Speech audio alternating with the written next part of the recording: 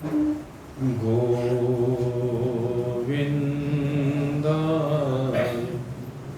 नमो नमः। श्रीकृष्णाय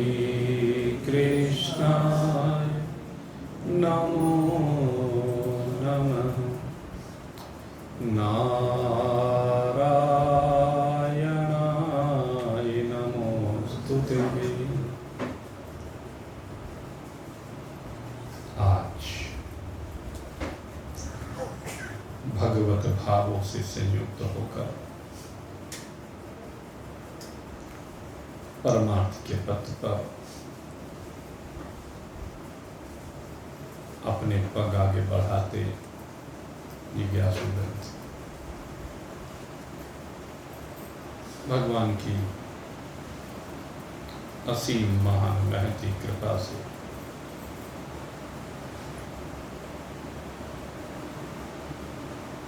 उन दैविक संपदाओं से हम संयुक्त होते जा रहे हैं,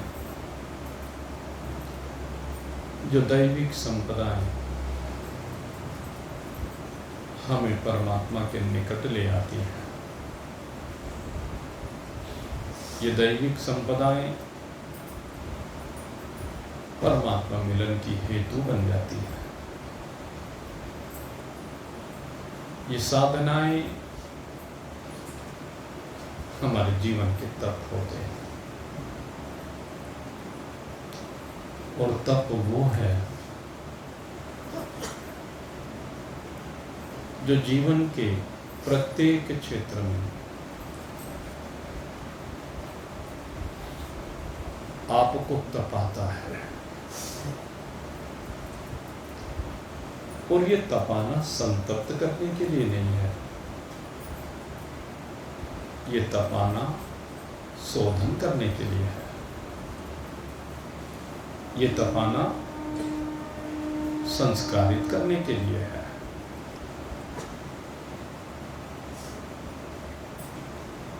जीवन की इस यात्रा में समय समय पर परिस्थितियां बदलती हैं। सदा एक जैसी परिस्थितियां रहती नहीं हैं। तो उन परिस्थितियों को सहन करने की शक्ति हम इन साधनों से प्राप्त होती है। भूख, प्यास, सर्दी, गर्मी, बरसात, मान, अपमान, जय, पराजय, लाभ, हानि, पाप, पुण्य, धर्म, अधर्म, इन सब के कारण से जीवन की इस यात्रा में अनुकूल और प्रतिकूल परिस्थिति प्राप्त होती ही रहती है। देश और काल बदलते जाते हैं, परिस्थितियां भी बदलती जाती हैं। लेकिन सबसे बड़ी बात यह है कि जब ये परिस्थितियां आती हैं, इन परिस्थितियों को हम सहन कैसे करते हैं। एक बाहर से सहन करना होता है और एक अंदर का सहन करना होता है। बाहर से चाहे कोई रोकर भी दिखा दे, लेकिन अंदर से हंसते रहना चाहिए। हंसते हंसते जिसको गमों का जहर पीना आ गया, सच मानो संसार में उसी को जीना आ गया। यही था। अंदर से आप हंसते रहे, अंदर से आप सम रहे, अंदर से आप कोई पीड़ा आपको ना हो, इसी का नाम तप है। और जो साधक होते हैं, सच्चे साधक होते हैं, पक्के साधक होते हैं, वो अंदर से कभी विचलित नहीं होते विपरीत परिस्थिति के आने पर। और भाई देखो, सच्ची बात तो यही है, विपरीत परिस्थिति तो आएगी। जीवन की इस यात्रा में एक बार नहीं, बार बार आएंगे। वैसे तो अगर हम कहें कि हर दिन आती हैं, आप जीवन की इस यात्रा में कुछ भी कार्य कर रहे हैं, आप घर से बाहर भी ना निकल रहे हो, अपने घर में ही हो, तो वहां पर भी एक दिन में अनेक बार अनुकूल और प्रतिकूल परिस्थिति आती है। गर्मी का मौसम, बहुत गर्मी हो रही है, एसी चला रखा है, लाइट चली गई, और लाइट के जाते ही आप परेशान हो गए, गर्मी सताने लगी। ये अधूरापन दिखाई देता है। यही तो है अधूरापन, हम उसके आश्रित हो गए। यहाँ पर साधक में कमी है, उसकी साधना में कमी है, उसके तप में कमी है। तब कहते उसको हैं कि सब परिस्थितियों को सहज भाव के साथ, नो डिस्टर्बेंस, कोई भी किसी प्रकार का डिस्टर्बेंस ना हो, विचलन ना हो। तराजू सम बनी रहे, न पलड़ा ऊपर हो न पलड़ा नीचे हो। और एक बहुत महत्वपूर्ण बात यह है कि जब देश काल परिस्थिति में डिस्टर्बेंस होता है, परिवर्तन होता है, ये कह लीजिए, तो देश काल परिस्थिति को तो आप बदल नहीं सकते, अपने को बदल सकते हो। जब देश काल परिस्थिति का पलड़ा भारी हो जाए, तो उस समय आप अपने को हल्का कर लीजिए। और जब देश काल परिस्थिति अनुकूल हो जाए, ये कह लीजिए हल्की हो जाए, तो अपना पूरा भार डाल दीजिए। बैलेंस बना के रखना है, समानता बनी रहनी चाहिए, यही आता है।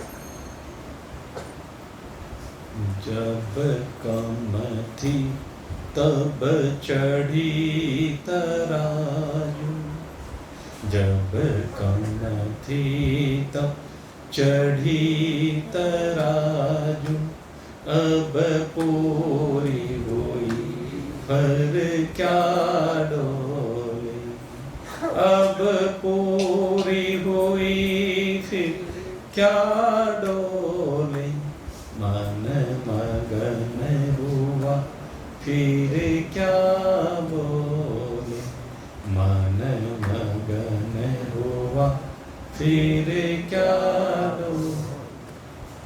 मन मगन रहना चाहिए, तराजू के पलड़े डामाडोल नहीं होने, एडजस्टमेंट आपको अपना करना,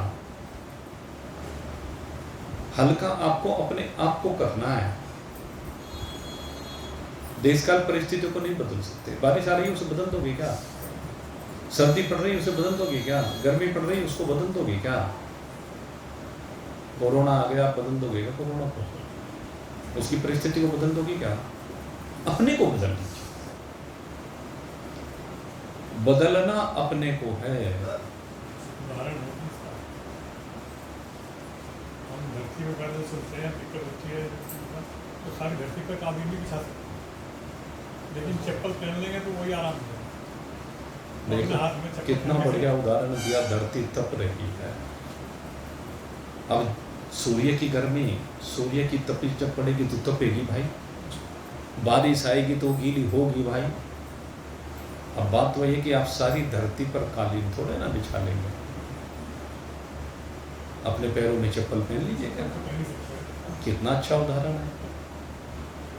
तो तपिश से बच जाएंगे, छाता तान करके चल दीजिए तो गर्मी से बच जाएंगे। परिवर्तन अपने में करना है, तपिशी का नाम। तो देश काल परिस्थिति जो विपरीतता आपको परोस रही है, परिवार जो विपरीतता आपको परोस रहा है, उससे मन को व्यथित करने की आवश्यकता नहीं है। हमारा मन व्यथित हो जाता है तो समस्या ये है भाई, आए इसीलिए हैं। साधक के जीवन में जितने भी पात्र आते हैं वो सब साधक को डिस्टर्ब करने के लिए आते हैं। आपको बता दें, आपके जीवन में जितने पात्र जुड़े हैं वो सब आपको डिस्टर्ब करने के लिए आए, ये समझ लीजिए। साधक की बात कर रहा हूं, उसकी साधना को डिगाने के लिए आते हैं। और दूसरे शब्दों में कहें कि भगवान उनको परीक्षा लेने के लिए भेजता है। वे आपके दुश्मन नहीं है, वे आपके अपने हैं, लेकिन वे आपको तराजू के पलड़े में तोड़ना चाहते हैं। वे देखना चाहते हैं आप में कितना धैर्य है, कितना संयम है। वो बहुत गलतियां करेंगे, बहुत गलतियां करते हुए दिखेंगे, लेकिन बात तो तब है वो गलती करें और आप माफ करें। वो गलतियां करें और आप माफ कर दें, और वो गलती करें आप उसको दंड दें, तो आप साधक नहीं हो सकते, आप तपस्वी नहीं हो सकते। आप साधक और तपस्वी तभी हो सकते हैं कि वो गलती करें, वो गुनाह करें, मैं माफ करो। हमारे गुरु जी कहा करते थे, वो गुनाह करें मैं माफ करो। ये है बात। उसको गुनाह करना है, करने दो, आपको तो माफ करना है। आपके अंदर कोई उद्विग्नता नहीं होनी चाहिए। और सबसे बड़ी बात है मेरे मित्रों, ये माफी का भाव भी होना ही नहीं चाहिए। अध्यात्म तो ये कहता है कैसी माफी, किसकी माफी, किससे माफी? कहते हैं सब प्रारब्ध है। और जब प्रारब्ध जीवन में आता है, ये प्रारब्ध जब जीवन में आता है तो भाई आपको डिस्टर्ब करने के लिए ही आता है। अगर वो सुख परोस रहा है तो भी आपको डिस्टर्ब कर रहा है, और दुख परोस रहा है तब भी आपको डिस्टर्ब कर रहा है। आपको आपकी स्थिति से डिगा रहा है। सुख भी तो डिगा ही रहे हैं ना, आपके पलड़े को भारी कर देते हैं सुख, ये भी तो डिगा रहे हैं। दुख आपके पलड़े को हल्का कर देते हैं, तो ये भी तो डिगा ही रहे हैं। हमें डिगना नहीं है, हमें टिकना है, स्थिरता है, विराजमान होना है। बात तो तब है भाई, तब तो तभी कहलाएगा ना जब आप टिके रहेंगे अपनी स्थिति में, अचल रहेंगे अपनी स्थिति में। संसार गलतियां करेगा, और लौकिक दृष्टिकोण से माफी, लेकिन आध्यात्मिक दृष्टिकोण से कैसी माफी, किसकी माफी? अगर आध्यात्मिक व्यक्ति के अंदर भी अपराध करने वाले के प्रति कोई द्वेष की भावना है, और फिर अपराधी द्वारा स्वीकार कर ली जाने पर क्षमा की भावना है, तो ये भी डिस्टर्बेंस है, ये भी अपूर्णता है। महान पुरुष तो इस सारे खेल के दृष्टा मात्र हैं। ये सारा जितना भी दृश्य प्रपंच है, उसका दर्शन करते हुए महान पुरुष अपने आप में अचल विराजमान रहते हैं।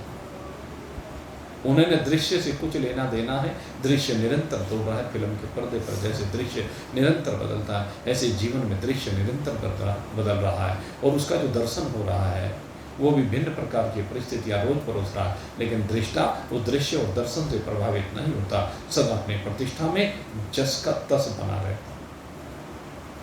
इसलिए उसकी दृष्टि में न अपराध है न क्षमा है। अपराध और क्षमा की सीमा से वह ऊपर उठ जाता है, क्योंकि अगर यदि वह अपराध मानेगा तो द्वैत को देखेगा, यानी अपराधी कोई दूसरा है और जिसके प्रति अपराध किया गया वो दूसरा है। और अगर यदि वो माफ कर रहा है तो माफ करने वाला दूसरा है, और जिसको माफ किया जा रहा है वो दूसरा है।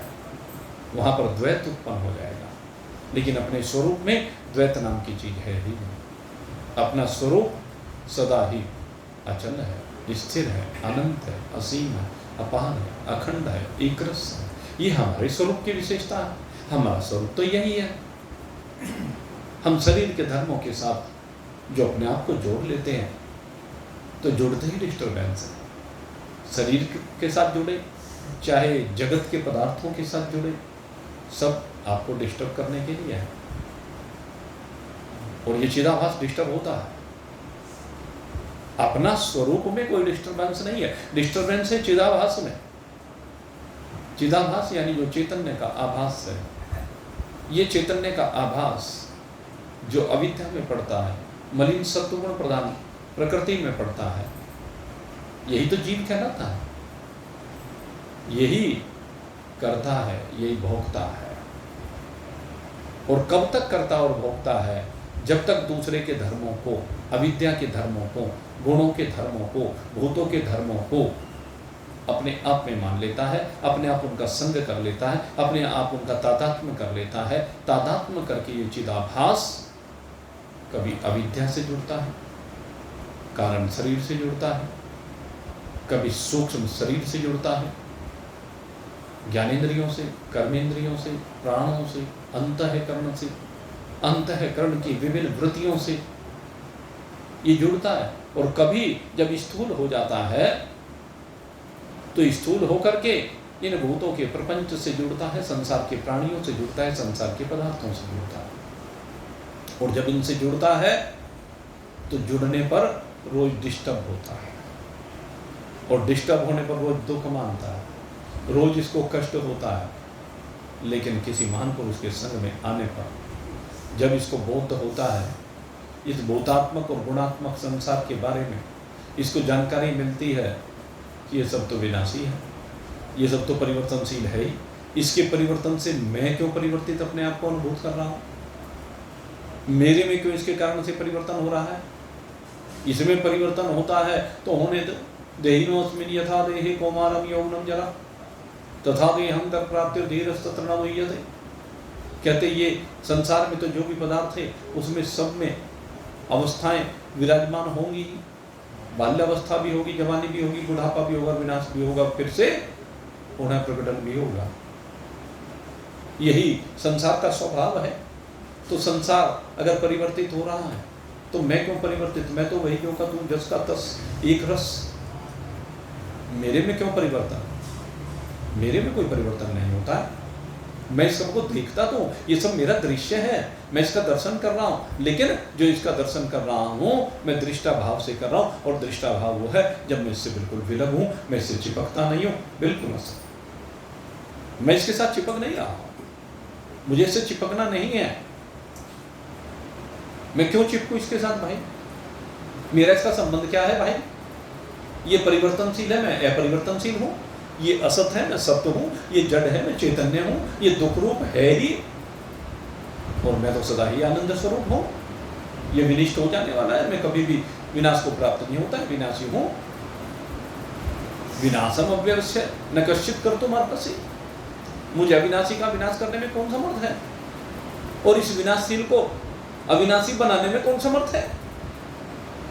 जो विनाशी है वो तो विनाश होता ही रहेगा जगत का। तो भाई जब तक जगत की कल्पना रहेगी तब तक इसमें परिवर्तन होगा, तब तक इसका विनाश होगा। और जब इसमें से जगत की कल्पना हट करके केवल एक ब्रह्मी भाव हो जाएगा, इस चिदाभास को जब ये पता चल जाएगा ये भी ब्रह्म का ही स्वरूप है, ब्रह्म में जगत आरोपित है, ब्रह्म में ये सारा जितने भी जीव हैं वो सब ब्रह्म में आरोपित हैं, और मैं इन सबका दृष्टा साक्षी केवल्य, इन सबसे विलग हूँ।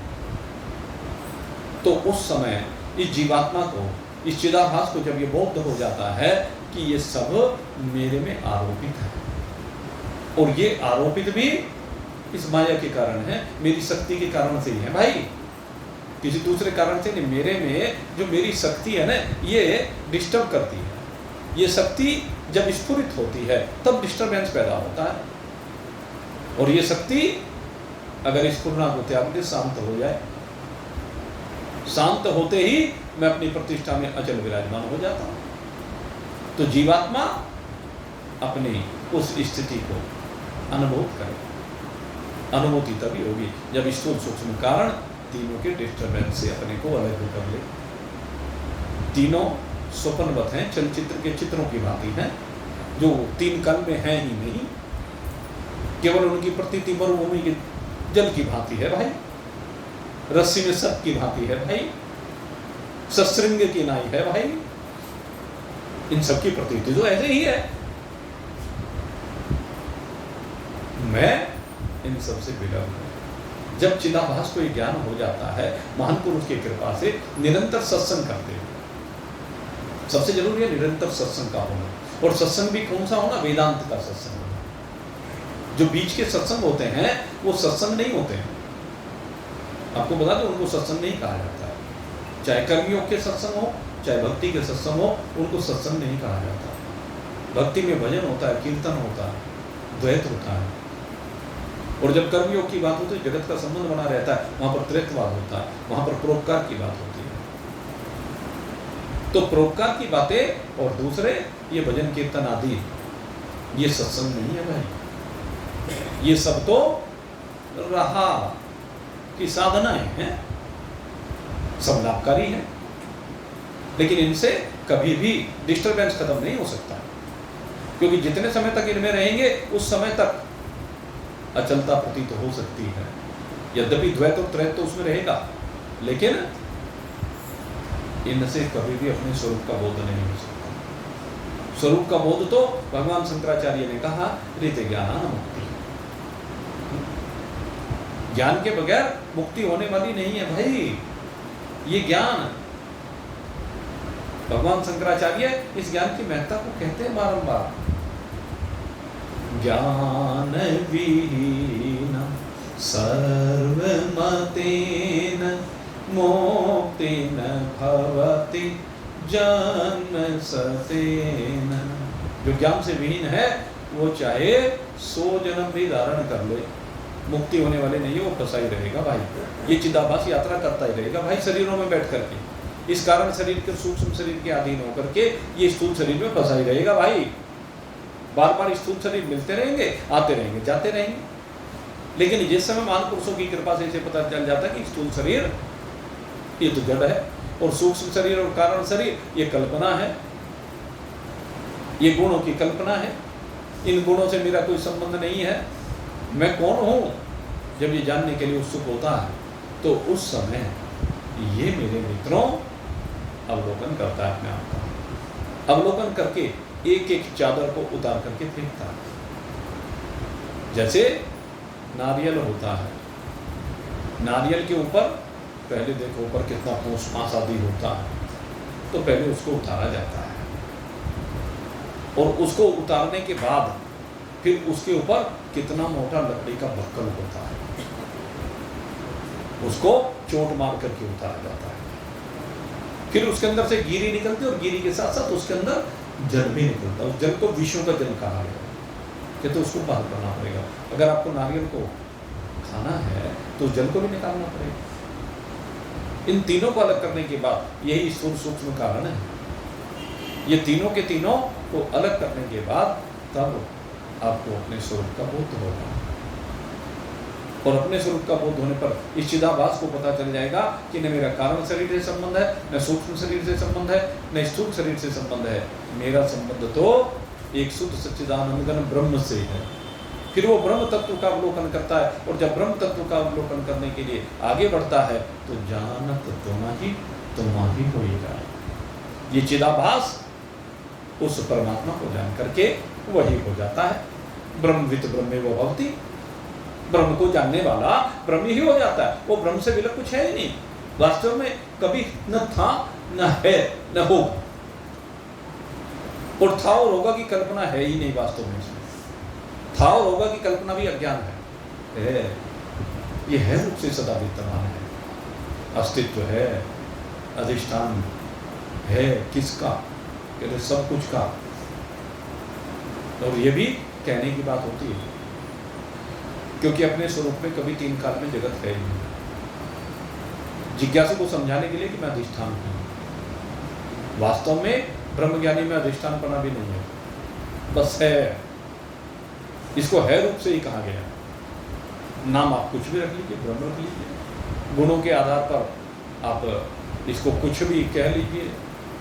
असीम अनंत अपार अखंड निर्गुण निराकार अविनाशी शुद्ध सच्चिदानंद घन, बहुत से विशेषण हैं। इन विशेषणों के माध्यम से आप व्याख्या करते हैं, और व्याख्या जिज्ञासु को समझाने के लिए होती है। अन्यथा तो अपने आप में तो बस हैपना है, सब कुछ को हटा करके मैं हूँ, मेरे अतिरिक्त तो कुछ है नहीं। चिदाभास को जब इस बात का बोध हो जाता है तब ये अपनी उस चैतन्यता में विराजमान हो जाता है, और अपनी चैतन्यता में विराजमान होते ही सब कुछ इसी में लय को प्राप्त हो जाता है, और सब कुछ इसमें लय होकर के ये केवल एक अकेला केवल स्थिति में विराजमान होता है। शुद्ध सच्चिदानंद घन ब्रह्म रूप में ये अकेला ही रहता है भाई, और यही समझना है भाई। आप जो रोज सत्संग करते हैं उसमें यही तो समझना है, और जिसने इस बात को समझ लिया फिर वो कहाँ पर विचलित होगा भाई।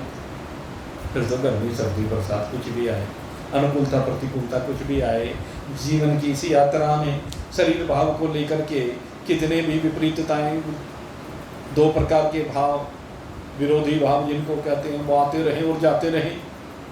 अपना क्या है?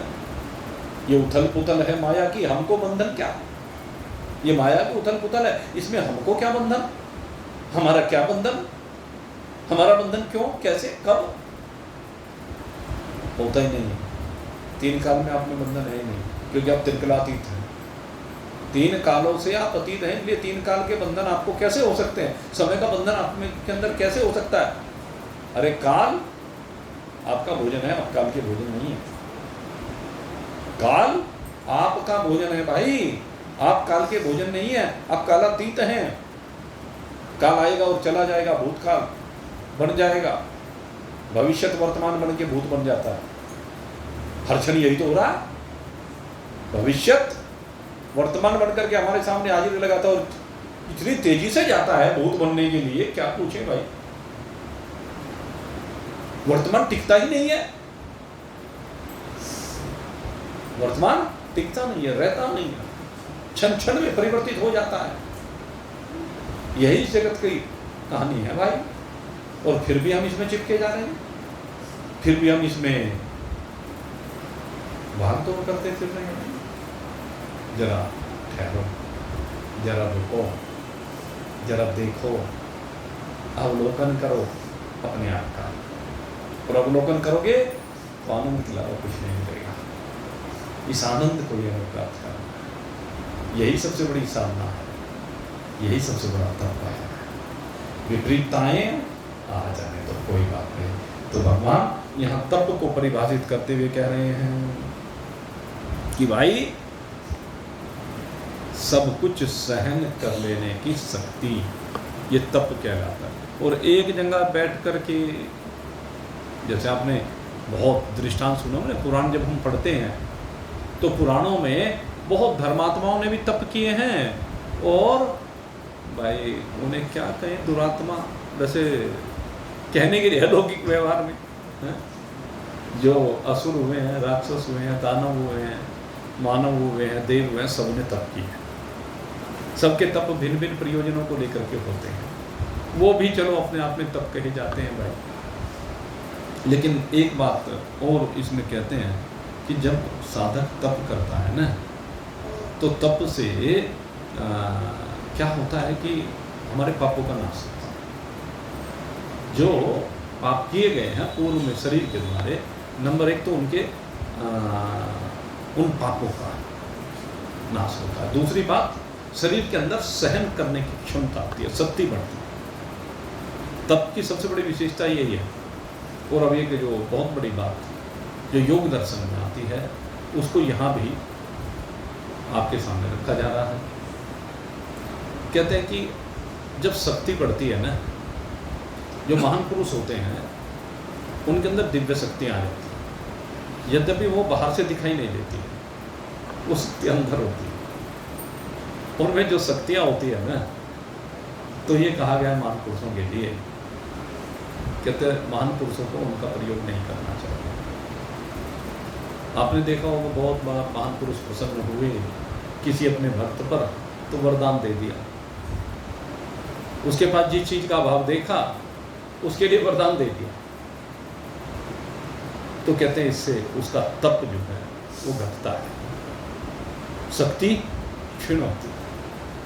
कहते किसी को वरदान तपस्वियों को नहीं देना चाहिए। तपस्वियों को वरदान नहीं देना चाहिए, उससे क्या होता है, मान सम्मान बढ़ने लगता है। क्योंकि तब तो जो तब उन्होंने किया उसके कारण से वरदान तो फलीभूत हो गई भाई 100%। जो भी वरदान महान पुरुष के द्वारा दे दिया जाता है वो 100% फलीभूत होना ही नहीं। ऐसा कोई रास्ता नहीं है कि वो फलीभूत ना हो, लेकिन उसका तप क्षीण होता है। बात वही है भाई, खजाना है, खजाने में से जो खर्च कर लिया तो खजाना तो घटेगा ना, तो तब का खजाना घट जाता है भाई। दूसरी बात कहते हैं वरदान ही नहीं, कहने साप भी नहीं देना चाहिए। वरदान ही नहीं, साप भी नहीं देना चाहिए। जंगल में अनेक ऋषि महर्षि रहा करते थे, तप किया करते थे, रावण का आतंक था, लेकिन उन्होंने स्वयं अपने आप से कुछ नहीं किया, बल्कि विश्वामित्र जी राम जी को लेकर के गए। जब ताड़का मारी स्वभाव, इनको रास्ते से हटाना था, विश्वामित्र जी के पास सारे अस्त्र शस्त्र थे, सारी विद्या जानते थे, बड़ा तपोबल था, जो एक स्वर्ग का निर्माण कर सकता है। क्या वो इन ताड़का स्वभाव मारीच इनको नहीं मार सकता था? मार सकता था, लेकिन अब उन्होंने अपने तपोबल का प्रयोग बंद कर दिया। पहले तपोबल का प्रयोग किया, जिसके कारण से त्रिशंकु, राजा सत्यव्रत, इसको ही त्रिशंकु कहा गया, तो ये इसके लिए स्वर्ग का निर्माण कर दिया, इतना तप था। लेकिन जब बौद्ध हुआ, ब्रह्म ऋषि हो गए, तो ब्रह्म ऋषि होने पर इन्होंने अपने तप का प्रयोग नहीं किया, अपितु राम जी को लेकर गए, भगवान को साथ में लेकर गए, और भगवान के द्वारा इन शक्तियों का, मारी, सुबाहु और ताड़का, उनका संहार करा अपने आप में। तो इसीलिए कहा कि न वरदान दे, और दूसरी बात कहा, आपने बहुत बार देखा होगा, जब प्रतिकूलताएं देखी महान पुरुषों ने, तो कई बार इन्होंने शाप दिए। महान पुरुषों ने देवताओं तक को भी शाप दे दिए भाई, और देवताओं को दिए गए शाप भी फलीभूत हुए हैं। कई बार आप देखते हैं ना कि देवता भी धरती पे आ जाते हैं। यमलार्जुन बन करके आ गए भाई, वो थे ना कुबेर के बेटे, नलकुबा और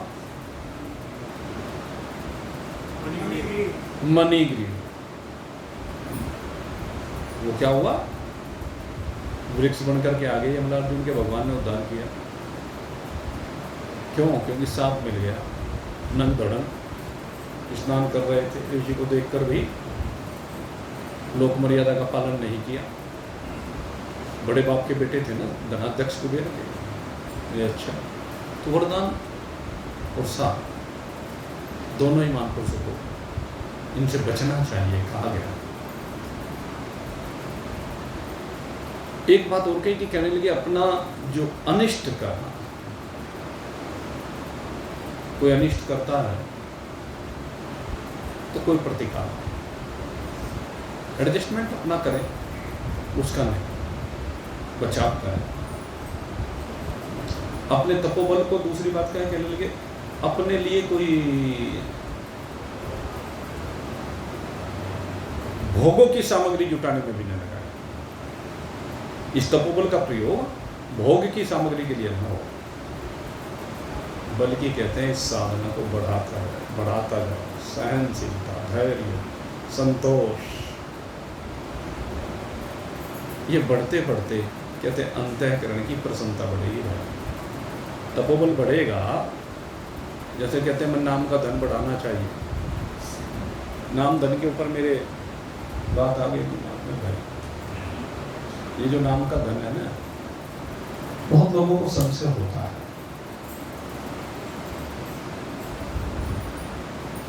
जो नवधा भक्ति कही गई है, उस नवधा भक्ति को लेकर के संशय बार बार आते हैं लोगों के दिमाग में कि जी नाम का जाप करते रहे, अजी फलाने ने तो ये कहा था, नहीं भाई कीर्तन भी कर,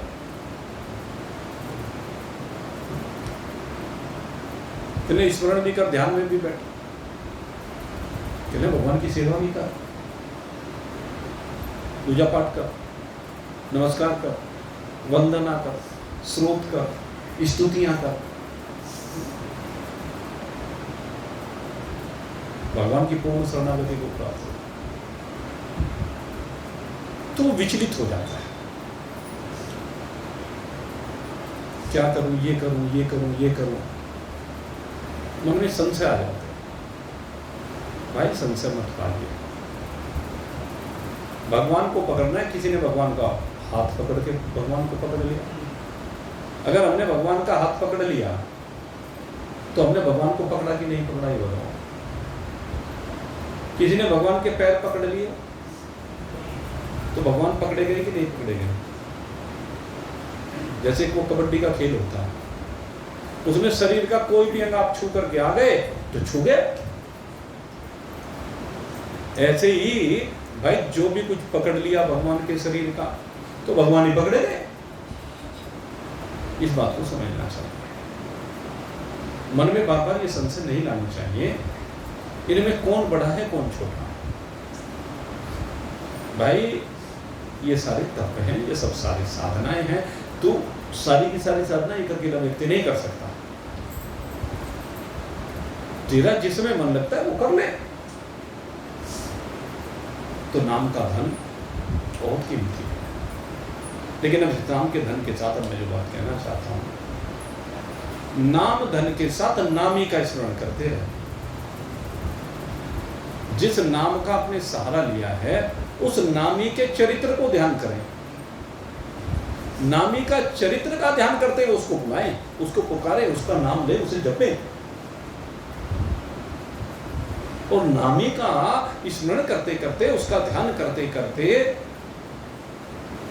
अब उसके स्वभाव को समझें। वो करुणालय है, उसको समझें। और जब उसको समझते समझते समझते उसके सद्गुणों को हम समझते चले जाएंगे, सद्गुण ही समझेंगे, समझते समझते धीरे धीरे उसका नाम के द्वारा नामी का पूर्ण रूप से बोध हो जाता है। और जब नामी का बोध हो जाए, इसमें बीच में सत्संग है। नाम के बाद सत्संग है। नाम लिया जाए सत्संग के बाद भी, लेकिन उसको समझते हुए लिया जाए, उस भाव से लिया जाए। जो कह रहे हैं उसके तात्पर्य को समझिए। राम राम कर रहे हैं तो रमेत इति राम, जो रमण कर रहा, सबने रमण कर रहा। और रमण करके क्या कर रहा है? सबको शक्ति दे रहा है, सबका आधार अधिष्ठान है, सबके सिर पर उसी का वर्चस्व है, वो राम। ऐसे राम के चरित्र को धीरे धीरे आत्मसात करते चले जाएं। और जब इस प्रकार से आत्मसात करेंगे तो एक दिन ऐसा आएगा कि बाकी सब बातें तो हटती चली जाएंगी, राम ही राम रह जाएगा। वो राम ही राम रह जाएगा। और उसके बाद मेरे मित्रों, उस राम के साथ आपकी एकता हो जाएगी। राम का और आपके बीच का भेद मिट जाएगा।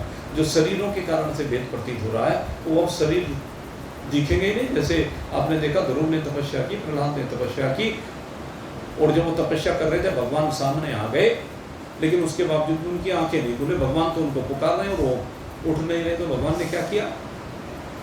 अपने शंख का प्रयोग किया। शंख क्या है? शंख ध्वनि क्या है? मेरे मित्रों, ये शंख ध्वनि ये वेदांत का डिमडिम घोष है।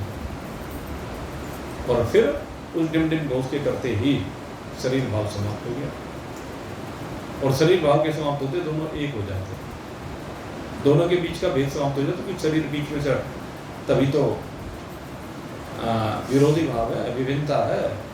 जब तक शरीर है, हमारे शरीर के अंदर की, मेरे शरीर के अंदर की प्राणवायु, आपके शरीर के अंदर की प्राणवायु दोनों भिन्न है। लेकिन दोनों का शरीर हट जाए बीच में से तो वायु की भिन्नता रहेगी क्या?